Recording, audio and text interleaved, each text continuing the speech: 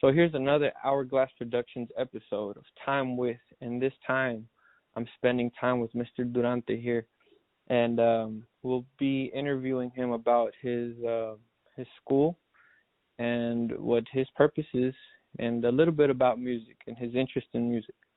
So he did say that this is his first podcast, and I'm very honored to be that person to be there with him. So, Mr. Durante, I would like for you to introduce yourself, a little bit about your, history, and what drives you. Yeah. So, my name is Lance Durante, and I am the president of MD Technical School, and I spend a lot of my time really wanting to help people and really pour the best out of people. I started in IT about 30 some odd years ago, and during that time, I was told that I wouldn't be successful in IT. And within 2 to 3 years, I became successful in IT. And I ended up training myself and took IT to a higher level. And so I sat back and thought about things that I really like helping people. And I thought about how many people were told that they could not be successful, they couldn't achieve different things. And so that's what really drove me to open up the school. I wanted to help people become successful, make good money, and have a better life for themselves. It's beautiful. And I appreciate everything you've done to make that possible for all the people you've made it possible for. Thank you. Yes, sir. How many students do you currently have enrolled, and how does your school work? Like, if we're speaking to somebody who's fully unaware of IT and how your business works, how your school works, if you were to dumb it down, pretty much, how would you explain it? Yeah, so our school, to get in touch with us, you will go to mdtechnicalschool.com to get in touch with us. Now, our school, we provide personalized IT training, and this training will lead the students to gainful employment. All of our courses, they're short-term, hands-on, low price, with the focus of them getting a job. We do training, we do certifications all in one location. We are offering in-house and remote training. We provide resume assistance and interview prep, and also job placement. And if anyone wanted to reach out to us, they could either go to our website and schedule an appointment, or they can call us at 540-371-3725, or they can email us at register@mdtechnicalschool.com.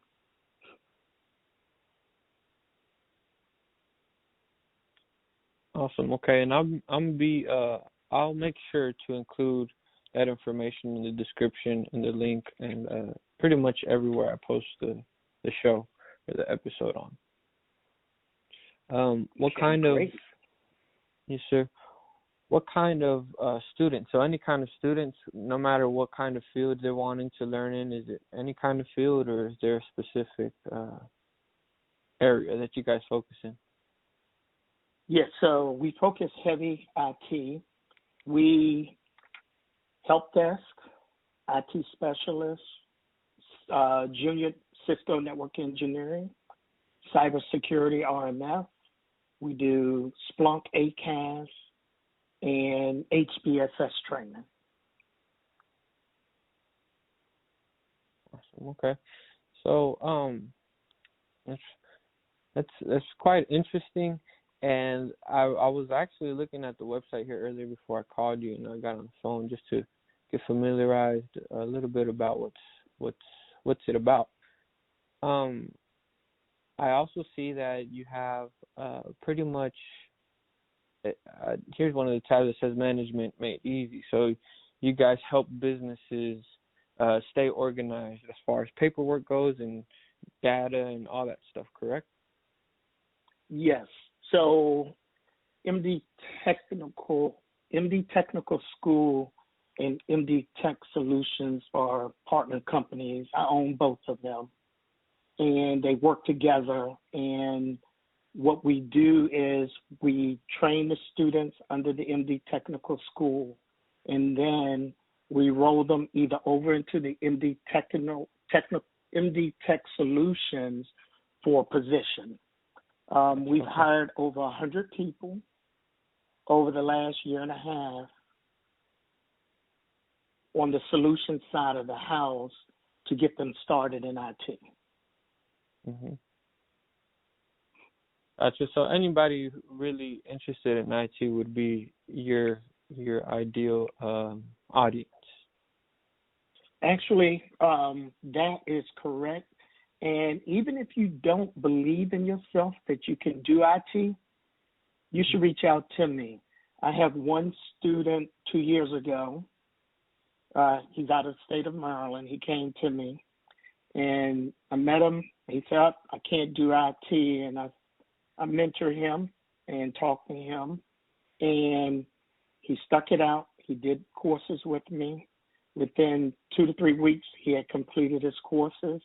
And as of today, he's over $130,000 a year working in the Washington, D.C. area. Wow, that's amazing. I think the key is as long as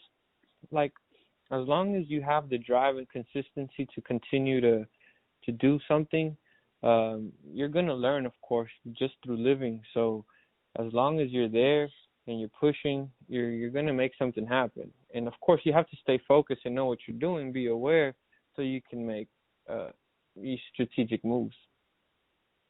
Absolutely, I fully agree with you on that. And when you come to us, I then become your mentor. And once you leave the school, I help and guide you to making different decisions to make sure that you are making the best decision for yourself. And over the years, the money will catch up with you, and you will have a really good life. Really will. Yes, sir. I think as long as you live with positivity and good energy, everything else will follow. Like you said, the money will follow as long as you have passion for what you do. You won't really have to worry about it because you'll be loving what you're doing. Yes, absolutely. And I was going to ask you, what makes your school unique, but it already makes it unique to where you become the mentor and people are able to reach out to you personally for assistance and help, which I think is beautiful. Yes, absolutely. And then the other part, we're not a traditional school. We are a post-secondary school for the state of Virginia, but we primarily focus on training you for specific jobs. So we've hired people and we put them in these jobs. We know exactly what you need. So when you come to us, the moment you sit down or if you're at home and you start training, you are training for a job. You are not just training to get a degree. Now, we do want you to continue to get that degree, but if you get that job first, your company would then possibly pay for that degree. Gotcha. So the way you approach your approach is different. Yes. Yes. Gotcha. Okay, that's cool. Yeah. So, let's say I'm straight out of high school, and I got a regular 9-to-5 job, and I heard about MD Tech, and I'm interested. Let's say I were to set up an appointment. What what should my budget be for a course or two? Okay, so first thing I would have to do is sit down and talk with you and find out exactly what it is that you like to do. And then from there, I can give you a budget, but it will range somewhere between, I would say, $4,000 and maybe $8,000. $4,000 to $8,000, okay. And the consultations, are they free? Yes, they are. Gotcha. And how long do they usually last when you consult with people? Somewhere around 30 minutes to an hour. Gotcha. Okay, cool. So you just kind of ask them what their life goal is and what kind of position they would like to have, and then you approach from there and try to get them pretty much moved up. Yes, gotcha. And so like when it comes from the engineering side, the person would really like to kind of be alone, work in a small group, and like to be alone. But from the help desk side, you're going to meet a lot of people, and so you're going to want to have real good customer service skills there. So. Sure. Okay. Sorry, I'm quiet right now. I mean, I just have a lot of, not ideas, but just things going in my head about what kind of things you can make happen. I have something I'd like to say. Yes, sir. Oh, okay. Sorry about that. Yeah, so I have my next to the youngest son. He's 23 right now. Back when he was 20 years old, he had my basement, and he was working at night delivering pizza. And this is a total true story. He 6'3", he walked around, he wasn't really happy, he didn't have a career in place, or he didn't go off to college. His friends were all gone to school or in the military. So I put him through this program, and I took him through all the programs. We're a certification company too, so I made sure he got his Security Plus, his CCNA, and then he took the Junior Network Engineering course. As he finished that course, we were able to get him a job up at the National Harbor, and his whole life changed immediately. You could see he ended up moving further up Northern Virginia. He was happy. He stood 6 feet tall now, and he's very successful on his job. He's been there for a couple of years now, and they have moved him. He's the youngest on the job, and they have moved him into a supervisor role. So when I did see this with my son, I thought about how many other kids, young adults that are out there that have a similar situation to my next to the youngest son. And I immediately knew that I needed to get this out there, because this training here, it actually changes lives.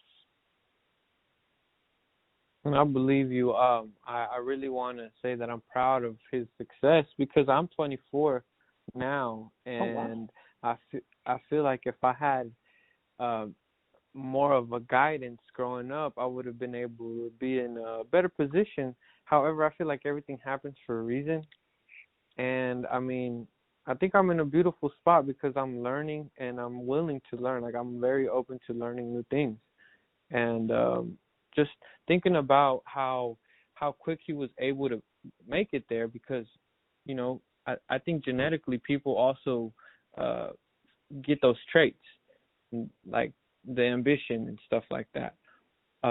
Yes. And the other day I was on some kind of website that shows data about businesses and stuff like that. Well, it was showing a chart about our age group from 21 to 40 years old. They're called what they call them is the betas, and pretty much what I'll read it to you. That way it can make sense, and then we can continue with the conversation that you were having, because I feel like it fits well. So what is a beta? The report describes this group of 21 to 40-year-olds as the first generation of digital natives to reach senior positions in businesses. For them, the line between their life and work is blurred.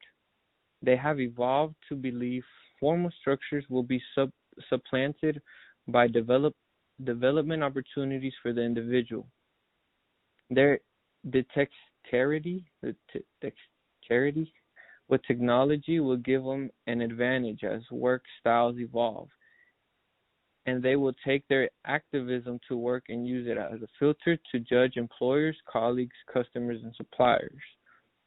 Now, part of this blurring of the line between their life and work can be seen with their use of tools such as Zoom and Microsoft Teams. Like they did a survey that while half say there are many services they use in both personal and professional capacities, professionals ages 21 to 30 is 52% alone, and then 31 to 40 is another 52%. So being the first generation that's in this world of business and technology, I feel like the network community is going to be able to evolve in a more stable way. Or would you disagree? No, I fully agree. And I do think that you guys are bringing something very unique to the playing field. When I sit down and I can be at a table and I can have 30 people at my table, and I want to know how we're going to do something, and I could have done it for 20 years. I still go around that table and I want to know from every individual, including the youngest, what their approach would be. Because you guys are bringing things different into IT from what I've seen, and not just different, but better.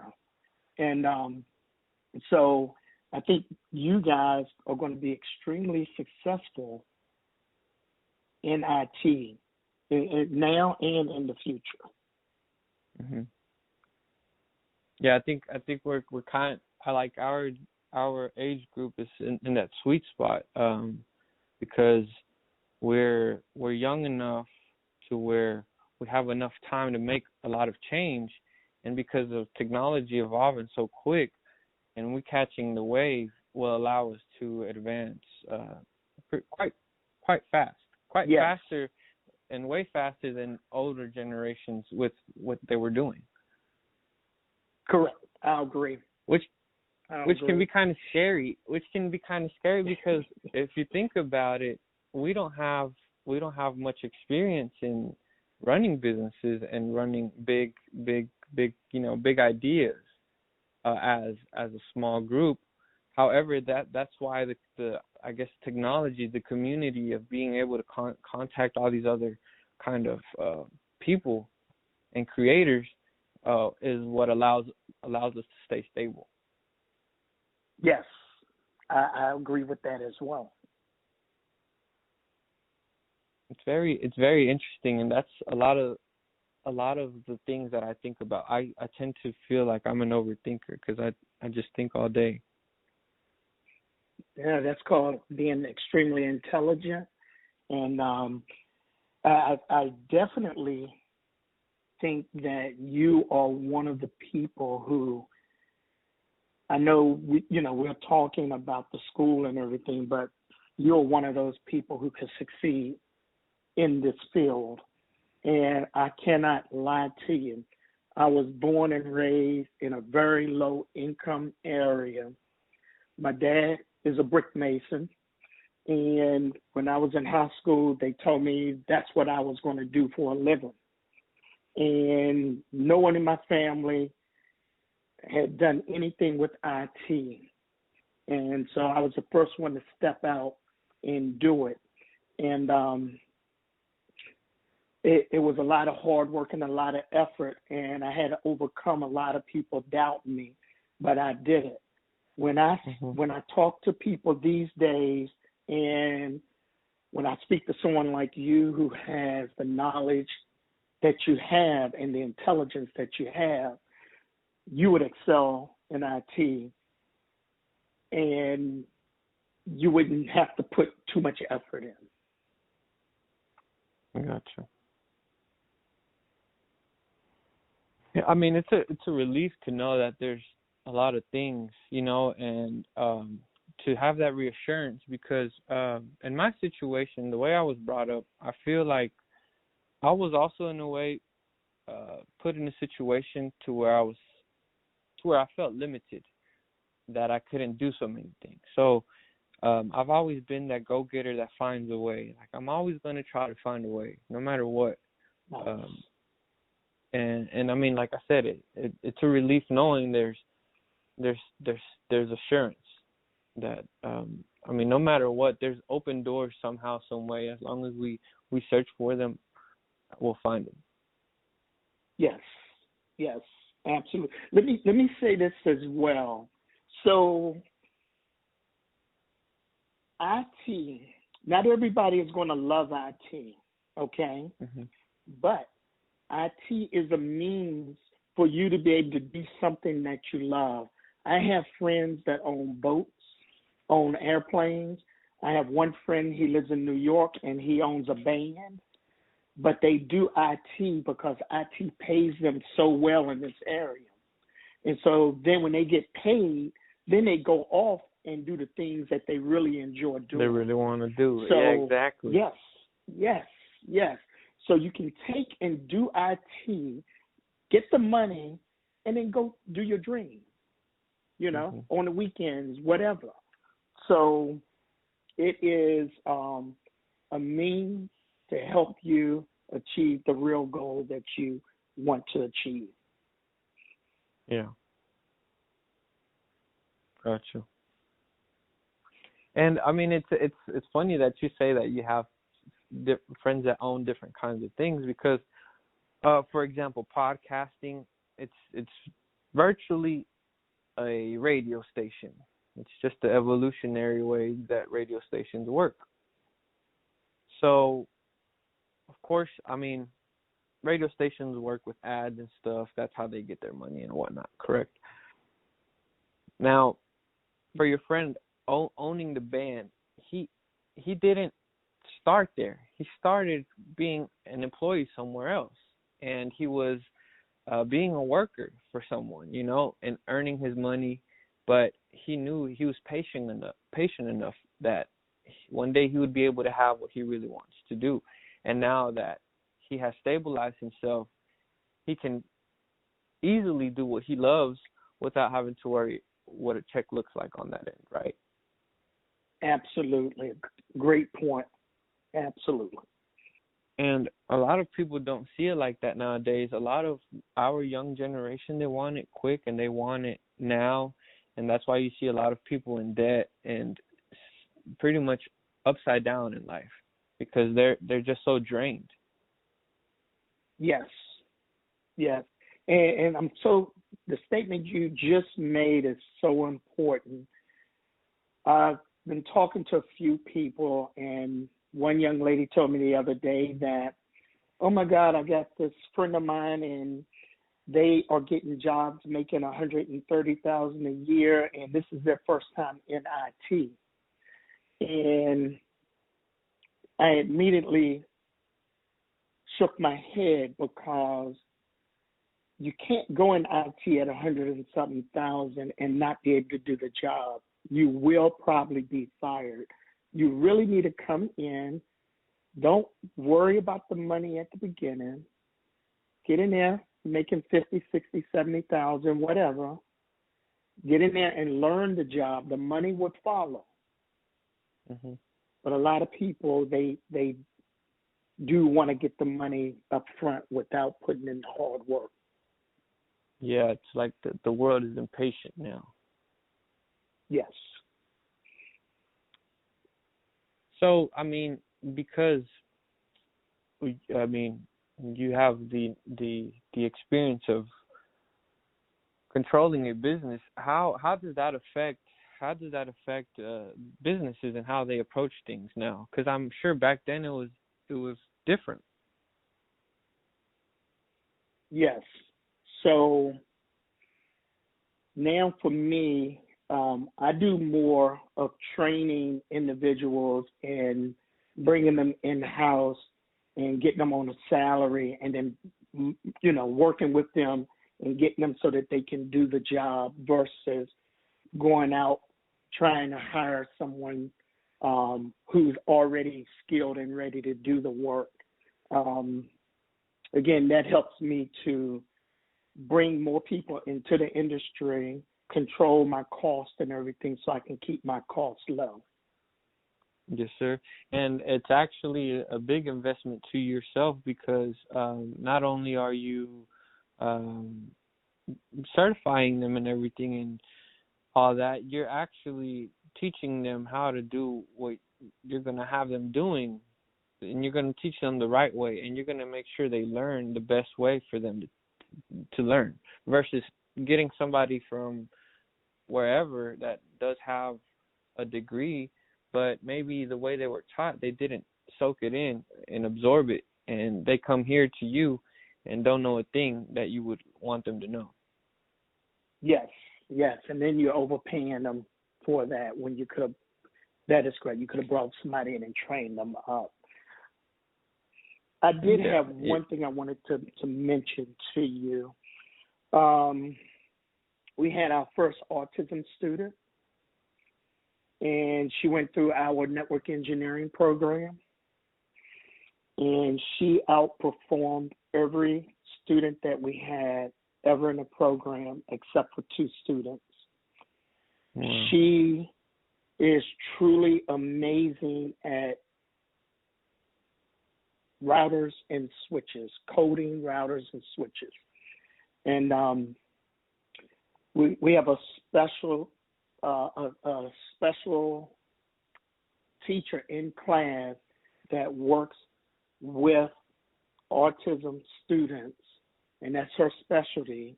And we believe that this is a good opportunity for anyone with autism to come and attend our program. Now, we do have a meeting, and we do ask certain questions to see if the program is a good fit, because it's not a good fit for everyone, but if it is a good fit, the student with autism will excel and do extremely well as a network engineer. Wow. It's very interesting, very, very, very intriguing too, because I think this world needs motivation more than anything. We need a lot more motivation than what we needed before, because we're stuck. We're like couch potatoes nowadays. And and there's people who don't have the ability to do all the things we do on a day-to-day, and if we put them in the right position, they could be doing way more than we can. Yeah. And we just need to motivate people. Yeah. Yes. That's beautiful. Yeah. And I would tell you, she was online before the instructor every day. She had her assignments done immediately. She was the best student. It was amazing to watch her. Wow. I can only imagine, because I have a 2-year-old son, and when kids teach you a lot, and when you see them do something for the first time, you're amazed, because it's like, okay, they have this registered in their brain somehow, some way. Now they can understand a whole new area of things, and that is just a little bit of growth goes a long way. So when you have this kind of ability for people, for example, with autism, I mean, there's a lot of endless possibilities. Yes. I did watch a program. You go ahead. Okay, I did watch a program a few months back where it was a group of autism young adults, and they just stated that they want to be able to take care of themselves. And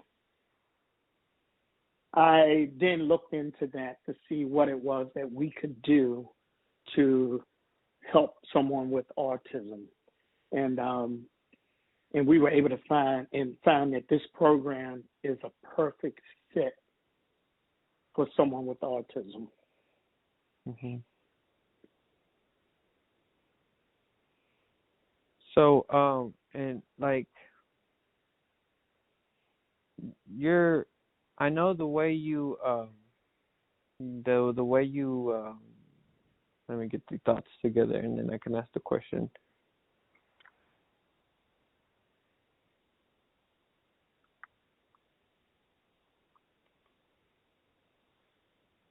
So, I'm sure your approach is different as far as if you're teaching somebody through, like online, or like you said, you're able to do one-to-one. Is it in person or it's all mobile, remotely? We do both. So a student is able to be at home or anywhere as long as they have internet access, or they can be at our facility getting trained up. And our mobile training is really, really, really nice. You feel like you're in the classroom. You have all the tools that the students in class have. And so you do get to do a full training with us. Okay, cool. So it's kind of like a Zoom call, but it's all there. That is correct. We use something called Ring Central, which is similar to Zoom. Okay. Yeah, I definitely see the world shifting over to that way of getting together and calling meetings and whatnot. Yes. I know we really haven't talked about it, but as far as music goes, what is your taste in music? I like a lot of the oldie but goodies. Luther Vandross. I listen to a lot of that.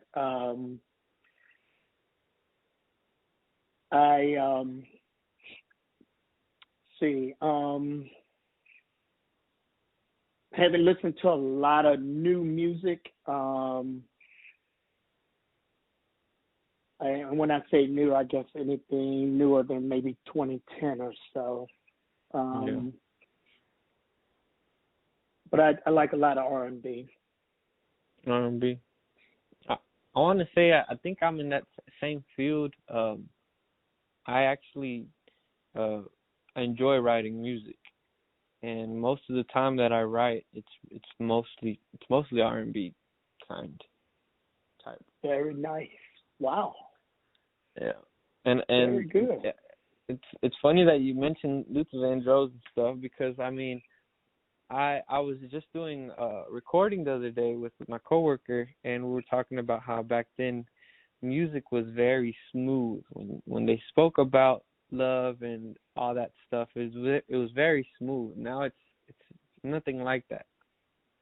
Right. And I enjoy the smoothness of it, the beauty of it, because it allows the person, the consumer, to, like, in a way, daydream, to kind of like see their own video in their head. Right. Yeah. And that's what I really like about music. So I'll agree. It's very nice to know that we can relate in that aspect. Yes. I'll agree. I just bought a cash car. It's a 2003 Lincoln Town car, and the way to play music in that car, you know, you can put one CD inside, but in order for you to play more music or have more CDs, the magazine's actually in the trunk. Oh. Yeah. I remember that car, though, back in the day. Amazing. What was your favorite, what was your most amazing feature to it? To that car? Yeah. Oh, my goodness, man. That car was, a friend of ours had it, and it was long, and, I mean, it was just a nice car. Spacious. The smoothness, everything about it. Yeah. Yeah. It's like Cadillacs. Cadillacs are very spacious and they ride very smooth too. Yes. Yes. So you're a classic man. I do like the older cars. Yes, sir. Okay, so the Chevelle, right? A lot of people love the Chevelle. Yeah. Right? And when I first seen the Challenger come out in 2008, 2010, one of those 2 years, I immediately fell in love with it, even with the stock version. I was like, man, this is a very beautiful car. It reminded me of the Chevelle. And that's like one of my, dream cars. Right. And right. I know back then cars were appreciated way more. I know they were. I mean, I can see it. So I could only imagine how amazing it was to experience that era where, like, music was starting to be consumed a different way, and cars were the thing. Like, they definitely were a status symbol, and the people really appreciated them more. Right. Can you, like, take me back a little bit to one of those days, kind of like, what was it like?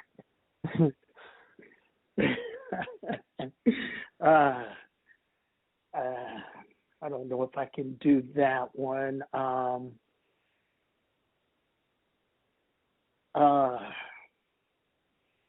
See. Like, let's say you were in your teen years, the fun years, and like, what kind of things would you do? What would you do to have fun? Oh yeah, back then we would go and clean our cars up really nice, have them polished, have a music playing in it. We would all get in the car together and go up to skating land, and we would skate all night. We would all have fun. No matter where you were from, we all came together, and we all just had a lot of fun. Then we would all go out and eat, and it's a little bit different from today. We didn't care where you were from, nothing. We had best friends all over the area. So, like, let's say every weekend, y'all would just meet up at a certain spot at a certain time, and then y'all would just kind of move around the town, doing different things? We would. Absolutely. Yeah. We would. And did a lot of drive-in movies. Skateland was probably the hottest thing. Then we did football and basketball and all of that. Yeah. That's interesting. Man. I bet there were fun days. Because now with technology, there's a lot of things that people get distracted with, so they're not really out thinking about the things that they can enjoy without, really having to spend money, or just, I don't know, like, it could just be as simple as going on a cruise with a couple of people, and that's just fun. I mean, right. As long as you know how to appreciate the time. Yeah. Yes, and you got to enjoy the moment. Yeah, that's what I was telling one of my friends, because it's like some people, they always feel like to have fun, they need to spend money. I was like, that's not necessarily true. We can do anything, and we don't have to spend much money, even if we're on a budget. We just got to know what is something that we'll appreciate without, spending money. That is correct. That is absolutely. I remember when I was younger and I was saying, "Oh my God, what it would be like to be able to go buy anything I want to eat and do anything I want to do and everything." And today I live the same life that I lived back then. And, you know, where you're at today is a good life.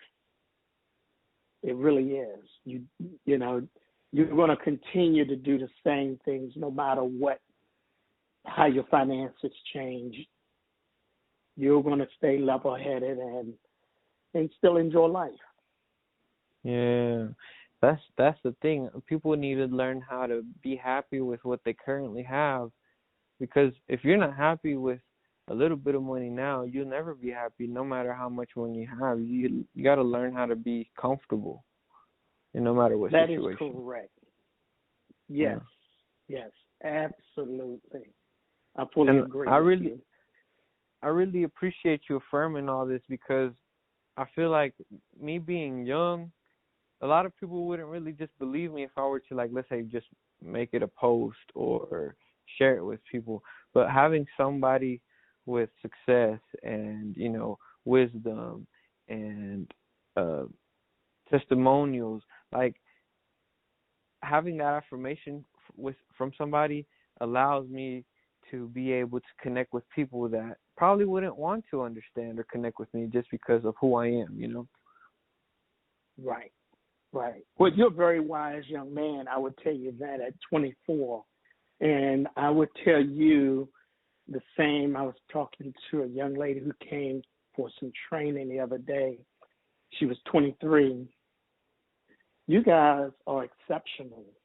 And you guys need to make sure that y'all set your dreams and your goals as high as you can reach. But in between those goals, set some reachable goals so you can work your way to meeting those top level goals. And you guys can go as far as y'all want in this life, man. Think about what it is that you want, and you can make it happen. Oh yeah. And that's kind of what I want to do with this show. I want to bring anybody, any random person, and get that out of them too. Like, hey, what's your drive? Like, what makes you happy? What is your passion? What do you love doing? And then pretty much pushing them to that, like you said, the next step on what we should be able to do to get you closer. Yes. Because it's going to be baby steps. It's not going to be, you can't have a mansion from one day to the next. You got to build your way up there. Absolutely. Yeah. And then when you get there, you may not even want that mansion. You may not want it, exactly. Yeah. That's the part of it. That's the beauty of it. You got to enjoy the ride. Like you say, enjoy the moment. Yes. And it took me some years to learn that. And my wife had to set me aside and say, hey, you've been working hard. You got these companies going.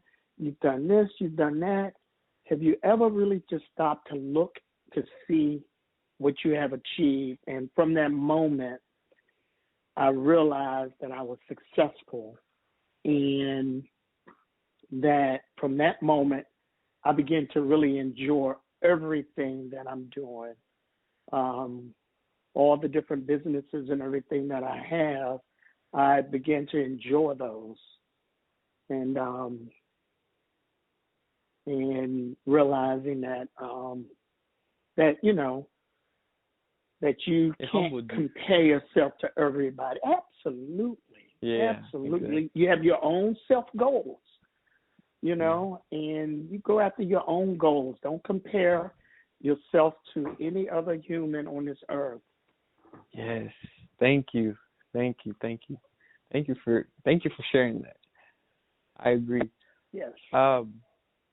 Yeah, man, I mean, if we all could, like you said, focus on ourselves, and if we were to look at it as, okay, we're building our own house, and we know how to do it, but if we focus on somebody else's success, there's going to be a tornado or something is going to come and destroy our house a little bit. Yes. So yes. what we need to do is just stay focused, because if we lose that focus, it's going to backtrack us. Yes. Yes. Not everybody lives the same life, the same situations, the same speed, the same momentum. So therefore, we can't really compare to anybody else. We all learn differently and everything at a different pace at a different time. Yes. And then who says that your success has to be greater than someone else's? Exactly. Maybe it doesn't need to be greater. That's where the word success comes into play. Like, success is measured by what you feel is successful. That is correct. Success to you is, the success to you is just, having a home. It doesn't matter what kind of home, but as long as you have a home, and that's your success, you're successful. Yes. Yes. Absolutely. Absolutely. I mean, I was really nervous. Very wise man. I want to thank you. I was very nervous. Like, before I called you, I was like, man, I really don't know. I only had like 3 or 4 questions. I was like, I really don't know how I'm going to do this. I mean, is he even going to like the idea of what the show is about? Will we even, have good conversations? I was just overthinking it. Yeah, well, I can tell you like this. Be who you are. Don't change for anyone. And when you go into these meetings, some will work out great and some may not. But you have to try. And don't change who you are for anyone else. Be who you are always. And, I mean, I have people to tell me, hey, if you do this, and I'm like, but I'm not going to do that. I'm going to be who I am. And if my company makes it and we're successful, then great, Right. And it's been successful, and so you're doing great. Don't put too much pressure on yourself. Give yourself some space to grow. Set yourself some small, easy obtainable goals, okay? And then put you some goals that are kind of a year out, and then get yourself a 5-year goal, and then you build your way up. You're going up a ladder till you get to each one of those goals. And before you know it, you have reached your 5-year plan. But make sure you plan things out. Plan it out. Put it on paper on what you're going to do, how you're going to do it. And you'll find yourself getting there. I appreciate it. Thank you. And I think the key is also to be realistic with the planning, We have to make sure realistic factors fall into play. Yes. Yes. You have to be realistic. Now, you can have some very high level goals, but don't put them out there to meet in 1 year, Yeah. Put yourself a super high level goals, put it out there a few years and build a plan to getting to that goal. And make some of those initial goals something that you can start to celebrate early on. Yeah. I agree. For you, you might say, let me have 5 podcasts. That's my first goal. Let me do 5 podcasts or whatever it is. Okay. Yeah, I mean, I think that now that we're shifting over to this mobile world where everything's brought to you, I actually want to start some kind of service that has to do with that. And like you were saying, making goals realistic. So I actually was able to make most of those points realistic for that business to start. I mean, the only thing that would stop us is I guess just probably I guess it's really just the drive, because if we were to put it out there consistently, we wouldn't really need promo. I mean, people would already, be aware.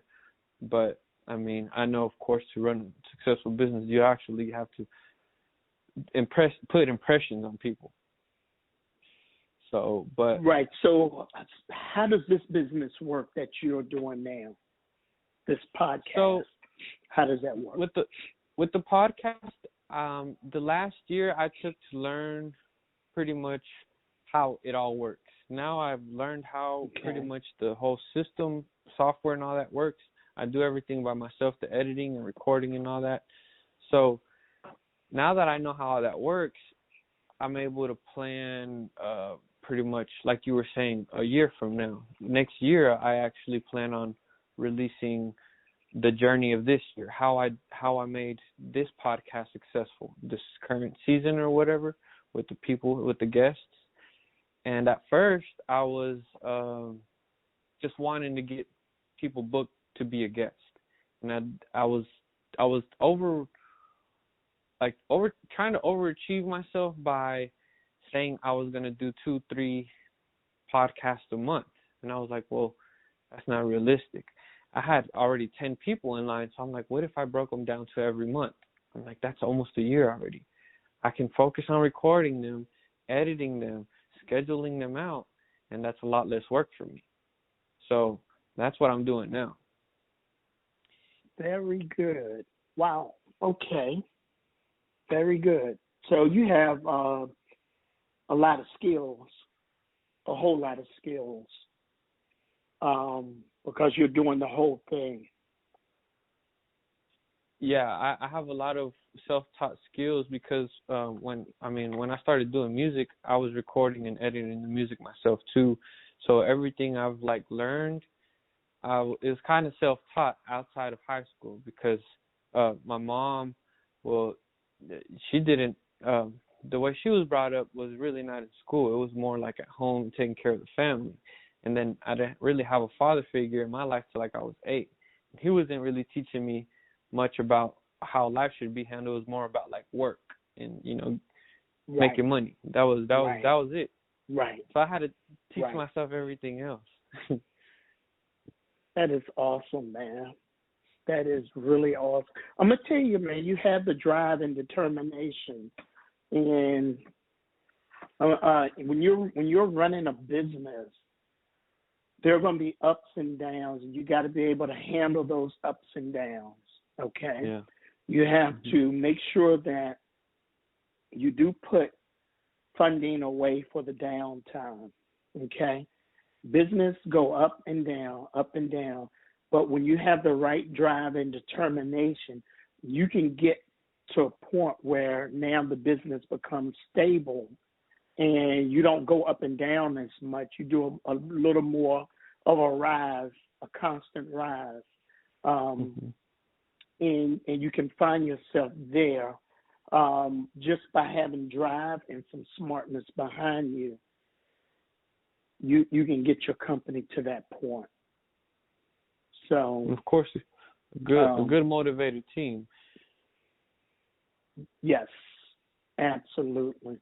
And I can tell you, I've had really good people supporting me through the rocky road the first 4 or 5 years with Solutions. And then Solutions took off, but it was not easy the first 4 or 5 years. So, and I did listen to Bill Gates and Steve Jobs one time speak to some students. And this is what he said, or I'm going to paraphrase a little bit. He said, if you quit your company, then you don't know what's behind that next door there. When you walk through, that could be your ticket. And he said, but if you quit, you'll never know. And I did have somebody wanting to buy my company several years ago. And the next year, I opened the door and it was wide open. And I said, oh my goodness, Bill Gates, Steve Jobs, both having that conversation with those college students probably helped me to keep my company and not sell it. Mm-hmm. And he did also say, you have to be insane to want to run a company. He did say that. He said, because of all the ups and downs and all the things that go on with the business, you're not a typical person. So you got to be willing to go, to deal with the ups and downs with it.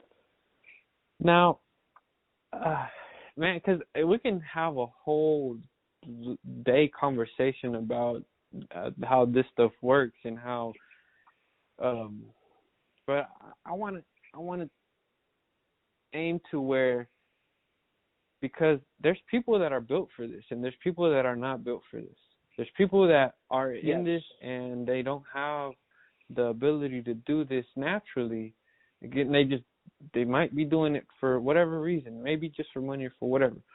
But understanding when, like me, I feel like I have it naturally, because what I would like to have a business for isn't to have money and big things. It would be to be able to have my family taken care of, my friends taken care of, and their families taken care of. And if I know that I'm having a successful business ran, then it can pay them a consistent, salary. That's going to bring a lot of happiness to my heart. Yes, absolutely. So I feel like you have the same heart with your school and your solutions, because not only are you doing it to give a solution to somebody and get paid for it. It's more like you want to help people to help other people that need help. Absolutely. And everybody who attends my training and they stay in touch with me, I'm shooting for them to make more money than I've ever made. And I want to see people do better than me. I'm not the type of person that wants to see people do worse than me. I don't need to see somebody doing worse than me. I want to see people have a good life and enjoy their time here on this earth. Yeah, same here. A lot of people don't want to think that there's a perfect world, but I feel like we can definitely make this a better world. Yes, I fully agree. And there is a way of doing it, and a lot of people are doing it, but we have these conversations, we bring others in, we talk, we try to fill other people out, see what some of their issues are, see how we can lead them and guide them into a direction where they can better care for themselves. Like for me, for what we have done, and believe this or not, the month of December, November, December, every student that, I'm not going to say every, almost every student that attended our help desk training got a job making $60,000 a year, and they received a secret clearance. And that was a 2-week training. Wow. A secret clearance is a government clearance. Is a government clearance so that you can work in different environments. So you can work at the White House, you can work at the Pentagon. We've gotten people at Fort Lee, the Pentagon, Gaithersburg, Maryland, Quantico, all this in the last 60 days. Wow. And last 2 months. 2 weeks of training. So when they come out of the training, we take them, we work with them, we get them ready for interviewing. We put their Security Plus with their resume. and I send it out to somebody. He reaches out to them, give them a quick interview, boom. He puts them in for their clearance. They get their interim clearance. They start working, making between $55,000 and $60,000 a year. Wow, that's impressive. And it's only 2 weeks. Only 2 weeks of work. That's nothing. No, it isn't. Now, we can't guarantee that. We don't know how long that particular guy is going to be pulling people, but we have a lot of other agencies that are utilizing a lot of people that come through the training as well. And then we also put their resume out there. Well, with my situation, I have the Dreamers Act. Are you familiar with it? No. The DocAve? Mm-hmm. So, yeah, like that's what I have. Now, I know that our situation is a little bit different. So, have you worked with any of those people? Or had any students? I don't know. I have a really good friend named Eduardo. He came to me to do his A+, and I asked him would he let me just guide him, and he said yes, and now he's working at the Pentagon. And I know he has a clearance, but I just don't know everything about him from that aspect. Okay. Now, are you considered a U.S. citizen? No, I'm not considered a U.S. citizen. How would I'm not even a legal. I would say it's because I have it's called a work authorization card. I have a social security number, and I'm able to have a driver's license. But no, I don't have any like citizenship status. Okay. And I do work for the post office. Okay. All right. Let me look into that, and I will let you know something. Yeah, because I actually am interested.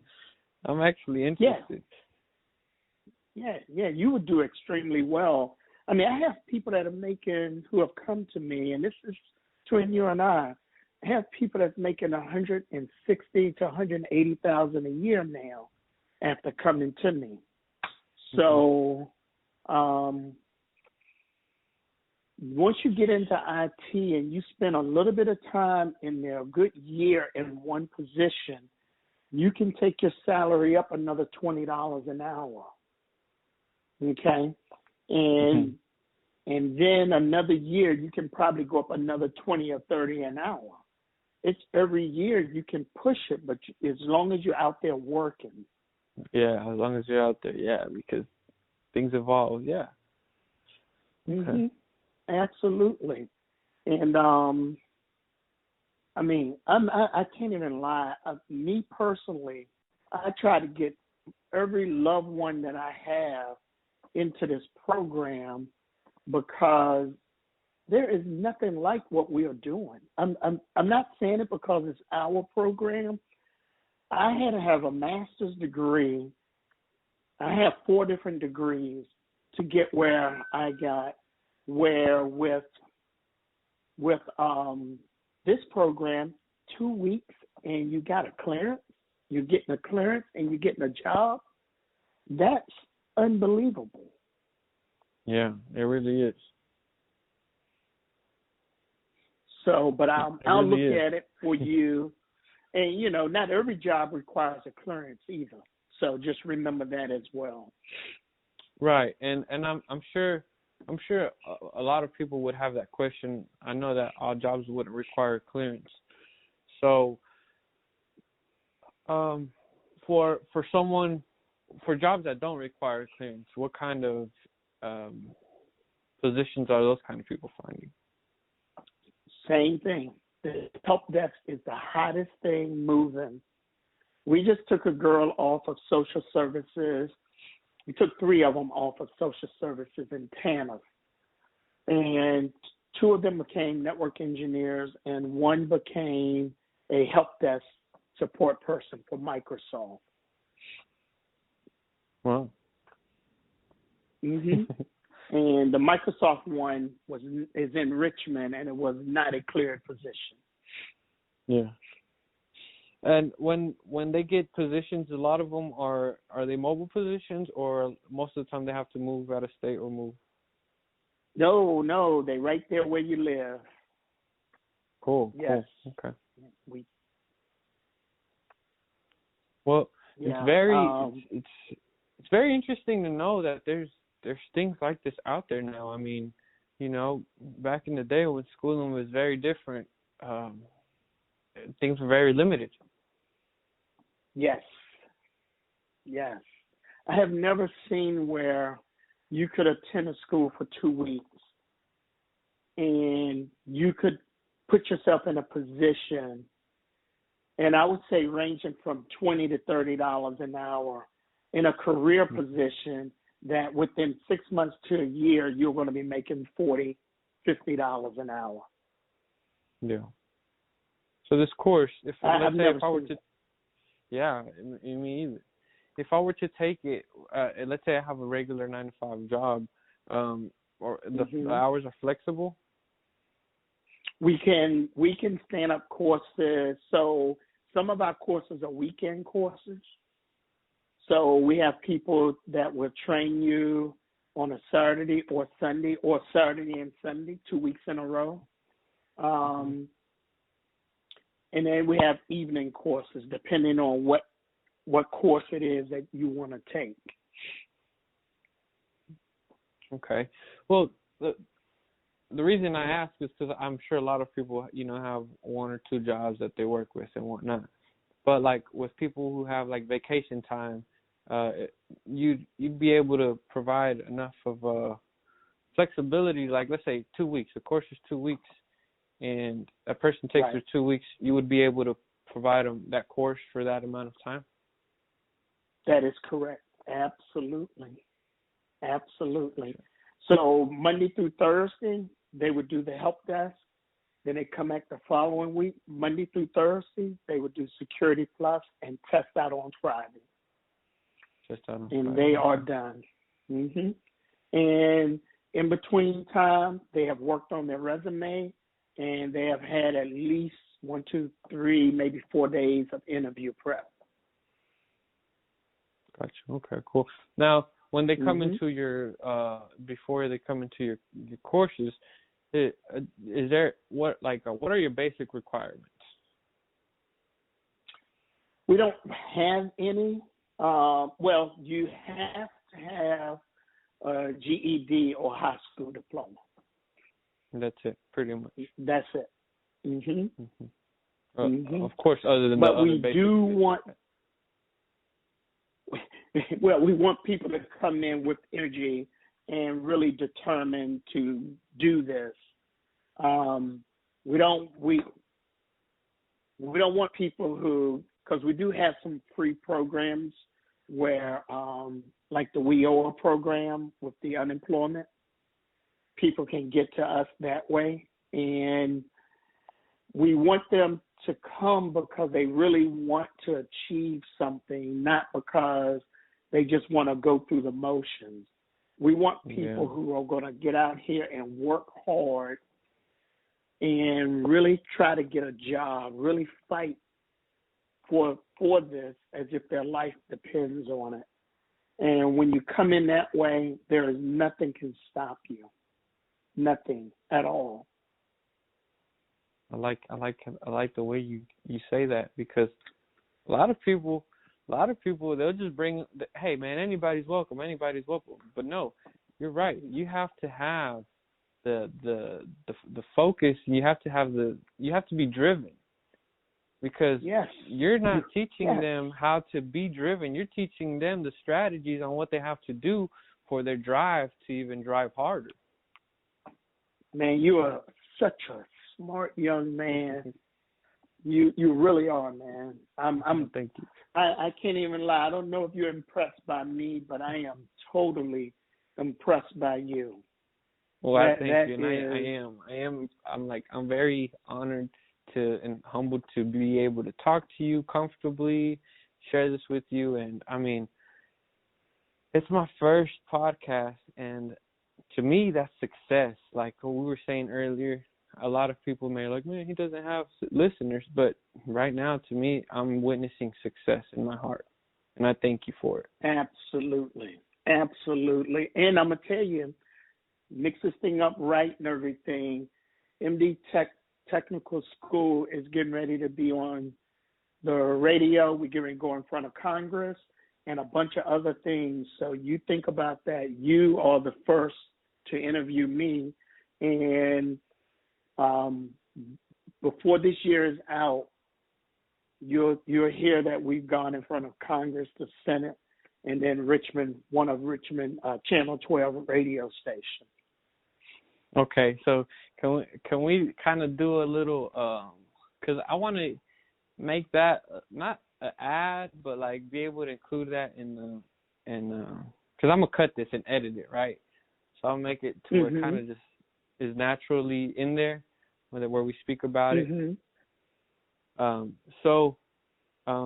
Okay, we can go back to where we talked about you appreciated me, I appreciate you. Okay, yeah. So now, Mr. Durante, we haven't really spoke about like what you have planned for the near future and the future after today, after the pandemic and whatever is going on. Like, what is your goal? What is your approach? How does that change for you? Yes. So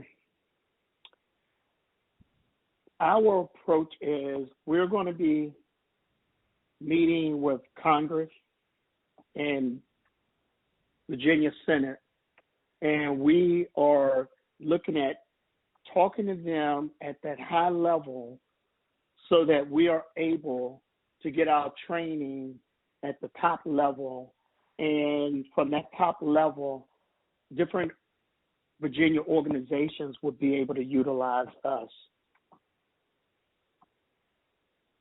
So it's the next major step. That's your next goal within the next year? It is, yes. It's our next goal, and we are anticipating to meet with Congress and Senate one day this year. And then also we are looking at meeting with a news station out of Richmond once the pandemic and everything kind of dies down. Wow. Well, I'm very, very, I guess I'm in a very perfect spot to be interviewing you and talking about this now before all this goes on, because the days that this stuff is going to be going on, I'm going to try to be active there with you and, just supporting you behind this, because the things you do and the vision you have, I really appreciate it. And I definitely want to be there. I will definitely want to be part of it, not just here recording, talking to you, but definitely be engaged beyond this interview. Absolutely. I would be honored to have you. Yes, sir. Well, I mean, it's always a good time meeting new people, and especially people who have the like mind that you do, and the same kind of drive, motivation that you do. I mean, our ages, we haven't even met. We haven't even seen each other in person, and we can connect this way. So I definitely want this to be an encouragement to my listeners. And if you're out there with some kind of doubt or idea that you're not really confident with, you can always reach out, be a guest on my show. We can talk about it. We can have this conversation and never really post it, but it's all up to you. Mr. Durante, I really appreciate all the advice you've given on this episode itself. the wisdom, the information that you've given us.